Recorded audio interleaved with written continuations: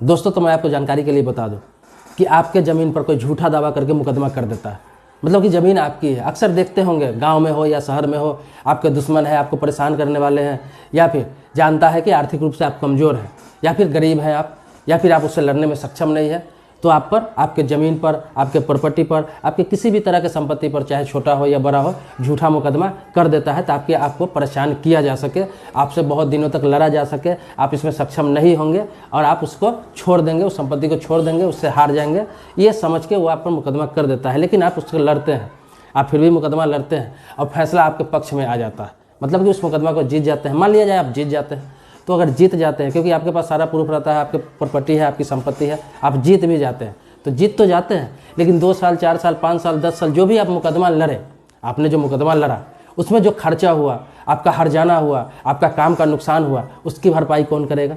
आप पर तो झूठा मुकदमा किया गया, आपको परेशान किया गया, आपको इतना परेशान किया गया कि आप उसी में उलझ के रह गए, आगे कुछ तरक्की भी और भी नहीं कर पाए, तो इसका हर्जाना कौन देगा? इसके हर्जाने के लिए भी प्रावधान है कानून में, लेकिन लोगों को मालूम नहीं है। किसी लोग पर कोई झूठा मुकदमा कर देता है और वो मुकदमा लड़ता है और बाद में उसकी जीत हो जाती है, खुश हो जाता है कि भाई मैंने तो जीत लिया क्योंकि मेरा सामान था, मुझे मिल गया।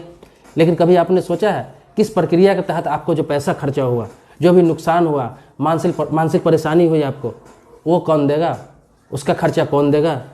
तो इसी के बारे में मैं बताने जा रहा हूँ। बिल्कुल छोटा सा प्रक्रिया है, आप अगर चाहें तो इस प्रक्रिया को करके आप उससे हर्जाना भी वसूल सकते हैं, अपना नुकसान भी भरपाई करवा सकते हैं। CPC 35A, CPC 35A, जिसे हम सिविल प्रक्रिया संहिता बोलते हैं हिंदी में, इस धारा के तहत आप सिविल कोर्ट में मुकदमा दायर करें और जितना भी आपका खर्चा हुआ, जितना भी हर्जाना हुआ है, जितना भी नुकसान हुआ है, इन सभी दिनों में जितना दिन आप मुकदमा लड़ रहे थे, जो भी हर्जा, खर्चा, नुकसान, सारा का एक बिल बनाइए और टोटल बिल बना के आप सिविल कोर्ट में CPC 35A के तहत मुकदमा दायर कर दीजिए उस व्यक्ति के खिलाफ जिसने आप पर झूठा मुकदमा किया, आपको परेशान किया और आपको खर्चा करवाया, नुकसान करवाया। जब आप करेंगे तो आपको सारी चीज़ें, पुराना केस का जो केस आपने जीता, और वो देखेंगे कि किस तरह आपको परेशान किया गया, कितना डेट हुआ, कितना समय लगा, उसी आधार पर आपको बिल देखकर खर्चा तो खर्चा के अलावा जितना भी उसका इंटरेस्ट बन रहा है सरकारी रेट से, सारा जोड़ के आपको सारा उपलब्ध कराया जाएगा।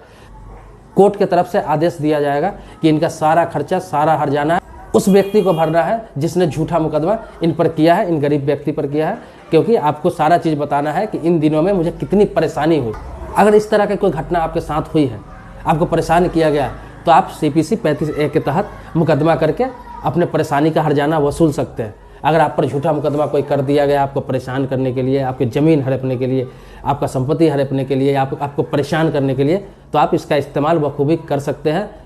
तो दोस्तों, मैंने बिल्कुल ही आसान शब्दों में आपको बताया कि आपको क्या करना चाहिए। आपको कोई परेशान करता है, तंग करता है, झूठे मुकदमे में फंसा देता है, तो आपको क्या करना चाहिए। अगर आपको ये अच्छा लगा है वीडियो या कोई जानकारी चाहिए तो आप मेरे कमेंट बॉक्स में लिख दीजिए। आपसे रिक्वेस्ट है कि मेरे कमेंट बॉक्स में लिखिए, आपको जवाब जरूर मैं दूंगा। और मेरे चैनल पर अगर आप नए हैं तो सब्सक्राइब जरूर कर लीजिएगा, प्लीज़ आपसे रिक्वेस्ट है कि सब्सक्राइब जरूर कर लीजिएगा।